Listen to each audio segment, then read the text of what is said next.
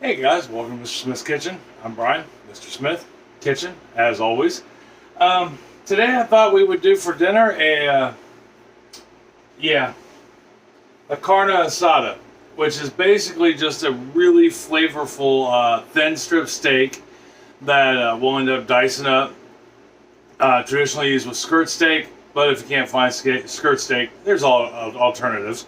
Um, and it's served in a small soft taco shell, flour shell, or a fajita shell with whatever toppings you'd like on it. I'm going to try our salsa verde that we made on mine with a little bit of lettuce, chopped up lettuce.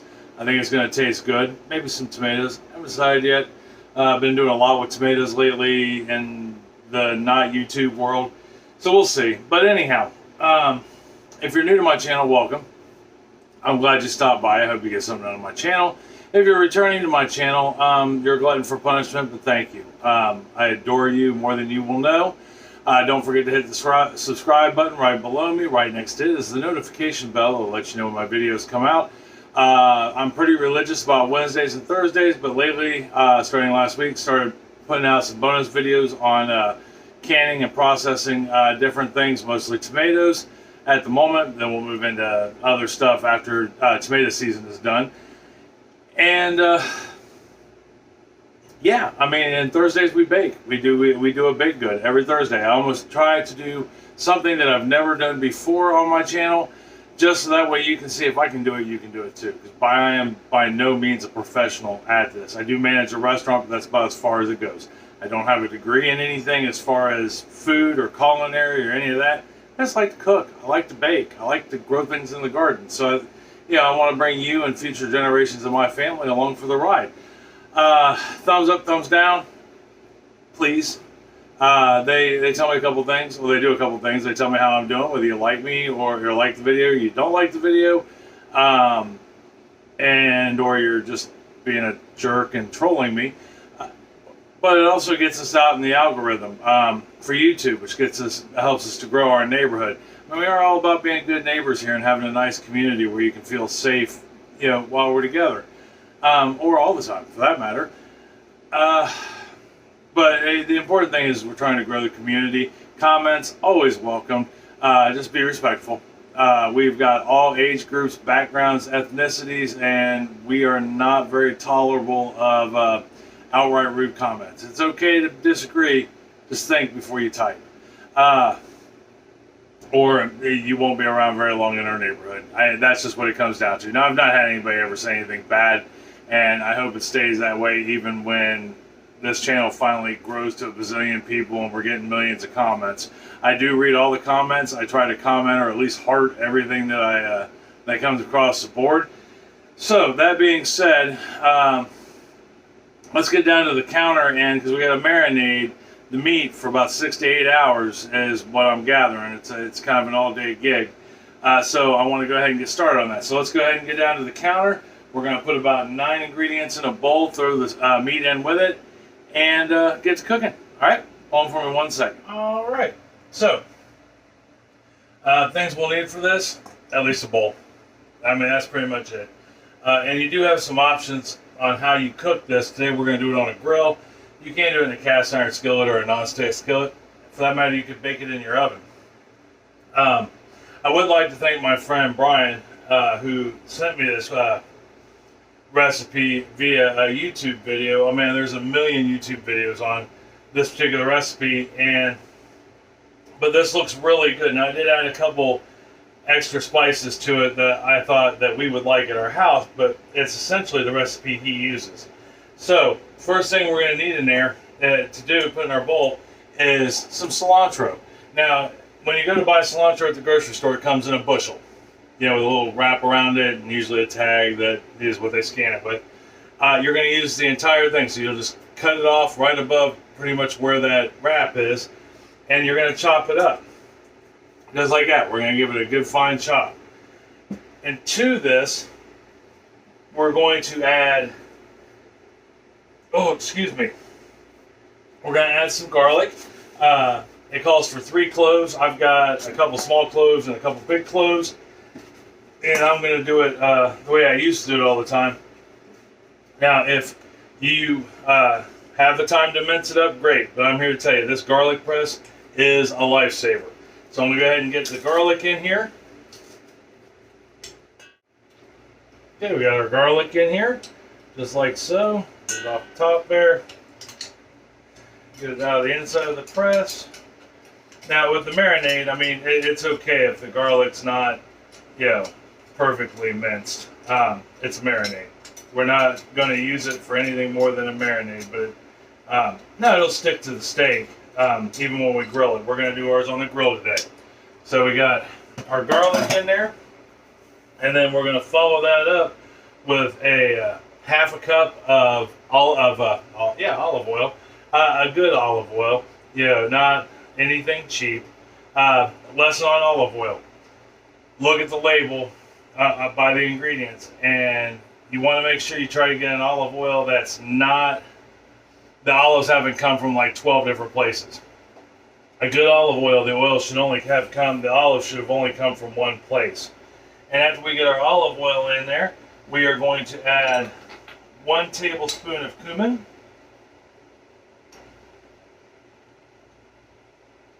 And you can adjust these depending on your flavor, or what you like. If you like more cumin, add more cumin. If you like less, use less. If you don't like any, don't put any in it. And then we're going to add a teaspoon each of salt and pepper.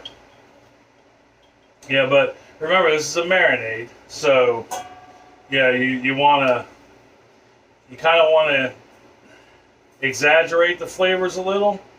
Now I am using kosher salt on this, so that way, kosher salt helps bring out flavors. It makes it more robust. I mean, it has a salt flavor. It's salt, but it's not quite as strong as iodized salt. And then we are going to need 2 tablespoons of lime. I'm using lime juice now. In the original recipe, it did call for fresh lime and the lime zest. I am out of fresh limes, unfortunately, so I got to kind of run with what I got at the moment. And it's okay. I'm not sweating it, but I got 2 tablespoons of lime juice. And then we're going to put in 2 tablespoons of soy sauce. I get told all the time I say that wrong. That's not soy sauce, it's soy sauce. Oh, look at that. You couldn't beat that with a stick. Exactly 2 tablespoons. Boom. Well, it might have been a little higher there. And then we're going to add some brown sugar. Now, the recipe didn't call for how much brown sugar you needed, so I'm going to guesstimate by what I saw in the video he sent me, plus another video I watched that it had an ingredients list on it, and I'm just going to put a couple tablespoons of brown sugar in there. And I feel pretty safe with that. I mean, it's going to add a sweetness to it, but the couple things I added to this should help balance that. So to this, I'm going to add, the last 2 ingredients is going to be a teaspoon of smoked paprika, which depending on your heat level, that might be very spicy for you. And I'm going to add, excuse me, a teaspoon of chili powder to this, which will help balance some of that sweetness, I think, and give it a good flavor. Now, those 2 were extra. You could have stopped right after the brown sugar, and that would have been the original recipe. But I wanted to give it a different flavor. Give me 1 second. I'm going to run and get some gloves, and when I get back, we'll move on. All right? Be right back. I'm back. Sorry about that. Now, we're going to mix this all up. And, I mean, you can use a spoon for this, but I figure I might as well use my hands. I'm going to put the steaks in here anyhow, so why not?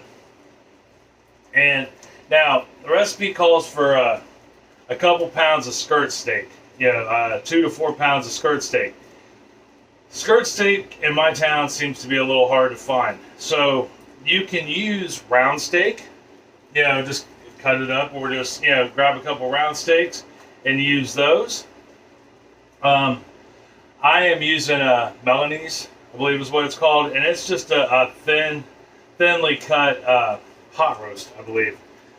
and but it serves the same purpose. Something you want to look for, I'll show you here in a second as soon as I get done playing with this piece here, is if you look on these steaks, see how you can see the grain going back and forth? That's kind of what you're looking for. And you get that with skirt steak, you get that with round steak. That way it's easy to cut after it's cooked, and you cut against the grain. And that goes for any kind of steak that's got a nice wide grain like that. That way you're getting it. All right, so I'm going to finish getting these in the marinade, and then we'll talk about what we're going to do from there. All right, so we got our marinade ready right there, and actually, although I don't think it looked all that good on your end when I held it up there, but it looks fantastic. So what are we going to do with this? All we have to do now is put it in the we're going to put some saran wrap over it, some plastic wrap over it, and I'm going to let this marinate in the fridge for about 6 to 8 hours. So as quick as that was, I mean, realistically, you could probably do that in the morning before you go to work, and then stick it in the fridge, and by the time you get home that night, it's going to be nice and marinated. I saw another video on this also, put it this way while I'm talking, and from a channel that I'm subscribed to called Views from the Road, and a couple of great ladies cook a lot of authentic Mexican food. They even had an option for putting this mix in your hamburgers or on your hamburger or in your hamburger and letting it sit for a little while and making hamburgers out of it, so it's going to be the bomb. But I'm going to put some wrap on this, throw it in the fridge, let it marinate for a while, go on about my day, and when I come back, we'll be out at the grill with it all ready to go and cooking these bad boys. All right, I'll see you here in a second. All right, guys, we let our marinade, the steak sitting at marinade now for about 6.5 hours, and I can't really see it, but it is man, it is just so tender, and it's got a nice color to it. It's just freaking amazing. So I'm gonna get you down here to the grill, and we'll do the grill thing. What do you say? Yeah, it's not going to take long. It's literally going to take like a minute per side. Now, I've been letting my grill warm up. It's at about 450 degrees according to the gauge right there. So go ahead and get that up. This meat is really thin. Ha ha ha ha ha. Bet you didn't see that coming, did you? So, but this meat is really thin, so it's not going to take but a minute or so aside, and I'm not going to set it on right over top of the center where there's the most heat. Set it off to the side, and we're just going to let it cook for about 30 seconds at a time, or about 30 seconds to a minute at a side, because that's literally 1/8 of an inch thick, so it's not very thick at all, and that's okay. We don't want it thick. It'll be easier to cut. Yeah, if we'd have gotten a flank steak, it wouldn't have been much thicker down there, but I'm here to tell you, this meat just looks amazing. And we'll cook that up, and then we'll do that. All right, well, let me get this side done. We'll flip it over when I come back and see what it looks like. Been about 1.5 minutes on that side. We're going to go ahead and flip it over. Get that going. Oh, they smell fantastic.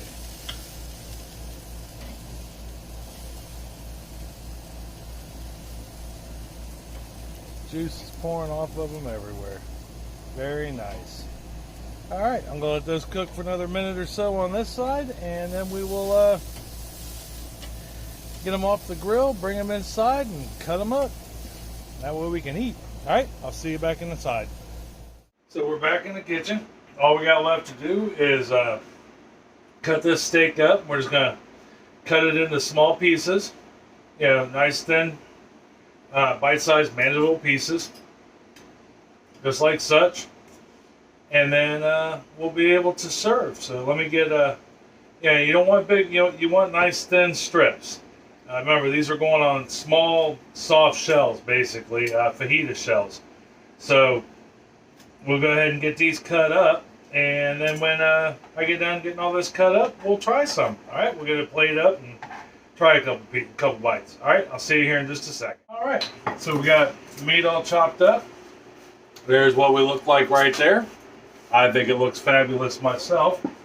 So I'm gonna go ahead and put it on these tortilla shells here. And we're gonna add some stuff to it. Why not? It sounds like it could be good. So these are fajita sized shells. You know, not big at all. We don't want them big. And I'm gonna just throw some cheese on there. A little bit of lettuce. So they get that opened up. So, and you can top these with just about anything or nothing at all. Because I'm here to tell you, that meat tastes amazing on its own. But I think this little addition to it, nothing overly powerful as far as flavor goes, won't take away from the flavor of the meat. The carne asada. I hope I'm saying that right, not completely butchering it. And then I just want to get a little creme fraiche out. And because even though I don't really care for sour cream, personally, as on stuff, I really like creme fraiche. Why? I have no idea, but it tastes really good. Yeah, we have some salsa verde that we made also that I'm gonna try on one of these. I want to try it on this because I think it'll taste amazing like this. But, and there we are. Would you like a bite? I would like to give you a bite. So let me get you up here so that way you can watch me eat instead of me just eating. I'm still not sure I'm altogether sold on that part, but that's all right.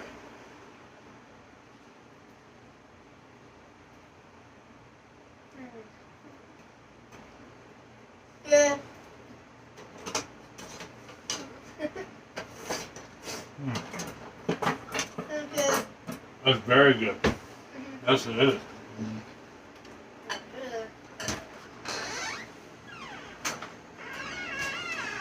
That is, like Abby said, that's good.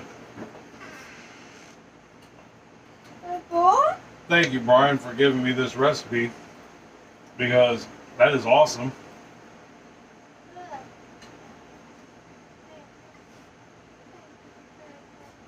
Oh.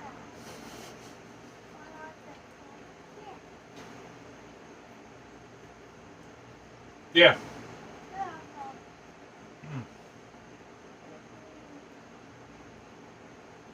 Man, I'll tell you what, you can taste the cilantro and the paprika and the garlic. Man, wow. That was good. Really good. And so quick and easy to make. I mean, really. What did we spend? Like, maybe 10 minutes this morning. It'll take you 10 minutes in the morning to get the marinade together, get the steak in there, and throw it in the oven, or throw it in the fridge. Come home that night, and even if you weren't using the grill, and you were just doing it on the stovetop with a skillet, it still wouldn't take, more than a couple minutes. Now, I would recommend if you're doing it on the skillet, you cut it up prior to putting it in the skillet versus the way we did it on the grill in whole pieces. But man, oh man, that's really good. Give this a try. Let me know what you think. I know Brian turned me on to it, and I thank him tenfold. This will be a quick, easy Mexican meal in no time flat. That'll feed a crowd. And it didn't cost hardly nothing to make. That's the best part, especially nowadays. So, yeah, try this. Let me know what you think. Let me know if you like it. Let me know if you don't. Let me know if you have a recipe that's similar to this. Like I said, I probably saw 20 recipes out there for these. Or for this meat. For the carne asada. And this recipe works. And like I said, it's quick and easy. So anyhow, tomorrow I have no idea what we're going to do for dessert yet. I'm leaning towards cookies. I've been on a cookie kick lately, and I've really grown fond of these peanut butter molasses cookies. So that's probably what we'll do tomorrow. They're like a drug. Once you've had one, you can't stop eating them. So I'm pretty sure that's what we're going to do tomorrow.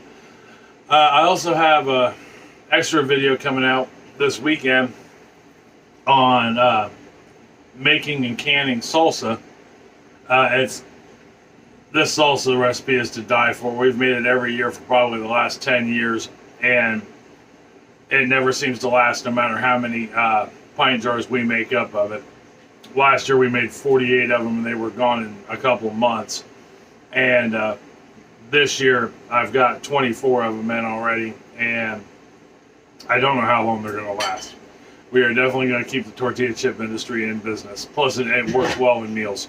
So that being said, till tomorrow for what will probably be peanut butter and molasses cookies, I love you. I love you very much. Tell somebody else you love them and you love them very much.